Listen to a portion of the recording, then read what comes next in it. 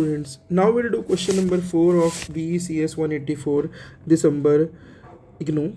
Okay, data analysis. Now the question is, what is a composite index number? Explain how a composite index number is constructed. पहले इसका meaning समझते हैं, ठीक है. Composite index number क्या होता है? जैसे नाम में समझ आ रहा है, कॉम्पोजिट में मल्टीपल फैक्टर्स आर इन्वॉल्व है. ओके, जैसे कुछ इंडिविजुअल फैक्टर्स होते हैं और कुछ कॉम्पोजिट फैक्टर्स होते हैं. समझाता हूँ मैं आपको. जैसे सपोज करो मुझे किसी पर्सन के बारे में पता करना है, ठीक है.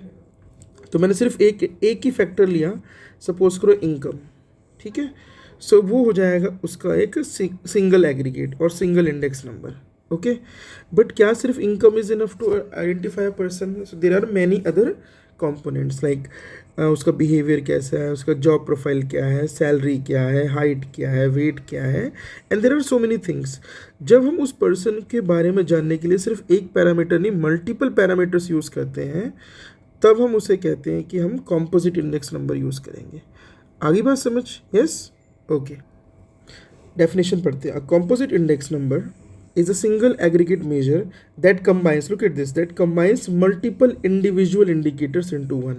तो हम सारे कई मल्टीपल इंडिकेटर्स को एक ही इंडेक्स से डिनोट कर देते हैं to represent the overall change over time. ध्यान रखना, क्योंकि हम ज़्यादातर ये जो कॉन्सेप्ट यूज़ करते हैं हम ये इकोनॉमिक्स में यूज़ करते हैं, फाइनेंसिस में.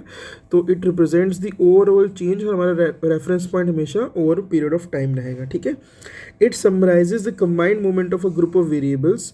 ग्रुप ऑफ वेरिएबल्स में क्या हो सकता है? प्राइजेस, क्वांटिटीज़ और वैल्यूज़, ठीक है. ये कुछ एग्जाम्पल्स हैं जो कॉम्पोजिट इंडेक्सेस थे हमारे पास. जैसे कंज्यूमर प्राइस इंडेक्स है, होलसेल प्राइस इंडेक्स है ना, इंडेक्स ऑफ इंडस्ट्रियल प्रोडक्शन है, then we have human development index. A composite index is more informative than individual indexes because it captures the overall pictures across multiple dimensions, है ना. अब आते हैं construction of composite index. ये तो समझ आ गया कि कॉम्पोजिट इंडेक्स में कई सारे फैक्टर्स को एक साथ क्लब कर देंगे. हम कई सारे फैक्टर्स को एक साथ क्लब करके एक कॉमन इंडेक्स देंगे, उसे हम कॉम्पोजिट इंडेक्स कहते हैं, ठीक है. अब इंडेक्स को कंस्ट्रक्ट करने के लिए हमें क्या क्या स्टेप्स रिक्वायर्ड है? सबसे पहले step 1, define the purpose in the scope. पहले तो ये पता होना चाहिए हमें कॉम्पोजिट इंडेक्स क्यों बना रहे हैं, ठीक है. Determine what the index is meant to measure. Define the reference period also. Base year चाहिए. आई टोल्ड यू सब कुछ over a period of time होने वाला है बिकॉज ये इकोनॉमिक्स वाला कॉन्सेप्ट है, ठीक है. सो बेस हमारा क्या रहेगा? हमारा बेस रेफरेंस जो हमारा ईयर रहेगा, ठीक है. The base year should be a normal period free from extreme conditions. अब बेस ईयर जैसे मान लेते हैं मुझे किसी कंपनी की ग्रोथ की बात करनी है, तो अगर वो 2020 या 2021 को अपना बेस ईयर लेगा तो मेरे लिए वो कंपनी उतने बेटर डेटा नहीं दे रही है because 2020-2021 was the year of corona. So base year हम ऐसा लेंगे जो नॉर्मल रहा हो, लाइक नॉर्मल इसमें प्रोडक्शन हुई हो, नॉर्मल सेल हुई हो वगैरह वगैरह, ठीक है. Second, select the items and the commodities. Choose relevant items that constitute the index. जो इंडेक्स निकालने वाले हैं हम, उसमें कौन कौन से फैक्टर्स हैं हम पहले उसको चूज़ करेंगे, ठीक है. Third, assign weights. ओके, हर कंपोनेंट की एक पर्टिकुलर वेटेज होती है. असाइन वेट मतलब फॉर एग्जांपल सपोज हम मैथ्स का पेपर देते हैं, उसमें 10 चैप्टर्स, तो हर चैप्टर की वेटेज होती है ना. ऐसे ही while defining the composite index, जो भी हमारे पैरामीटर्स हैं या कमोडिटीज़ हैं उन सबको एक वेट असाइन करना पड़ेगा, ठीक है. और उसके अकॉर्डिंग हमारे पास ये लास्पायर्स इंडेक्स है, पास्ट इंडेक्स है और फिशर्स आइडियल इंडेक्स है. अभी तीनों इंडेक्सेस क्या है इसके बारे में डिस्कस कर लेते हैं, ठीक है. As you can see, first one is Laspeyres price index. Its formula is P. First of all, it is represented by P and its formula is summation P1 Q naught upon summation P naught Q naught. Okay, अगर आप यहाँ देखिए summation तो आपको पता है add कर रहे हैं. P naught P प्राइस होता है, Q क्वांटिटी होता है. P1 मतलब होता है price of the current year, price of the commodity in the current year.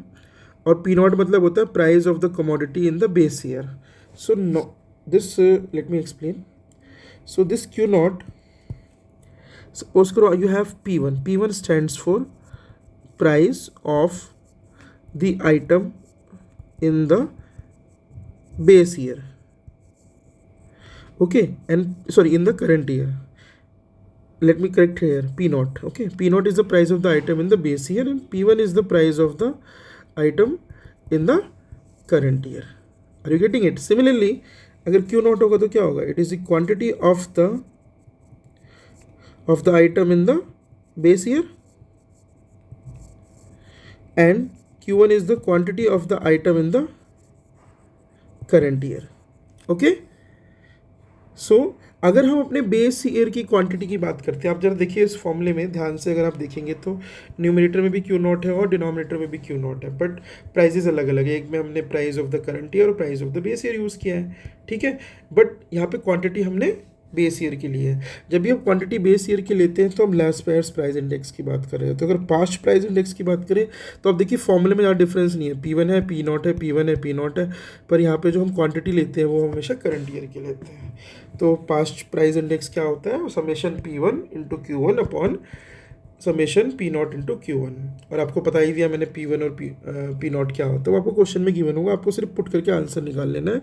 And ध्यान रखना है इंटू में 100 भी है, ठीक है। चलो अब आता है फिशर्स आइडियल इंडेक्स। ये क्या करता है, it clubs the two indices, okay, ये इन दोनों का होता है PL इंटू PP, ओके, इन दोनों का स्क्वायर रूट होता है। Yes, understood. नाउ जब आपने फॉर्मूला सेलेक्ट कर लिया, अब आप क्या करें, compute the index. Obviously formula use करके आप इंडेक्स निकाल लीजिए, जो भी बोला गया, लास्ट पेयर्स, पास्ट और Fisher's, and then interpret and publish. अब जो इंडेक्स आया है उससे आपको क्या इंटरप्रिटेशन होता है। एग्जाम्पल देखिए, अगर इंडेक्स आ रहा है आपका 120, 100 से ज़्यादा आ गया, इसका मतलब 20% increase from the base period, okay, and similarly you can predict the future.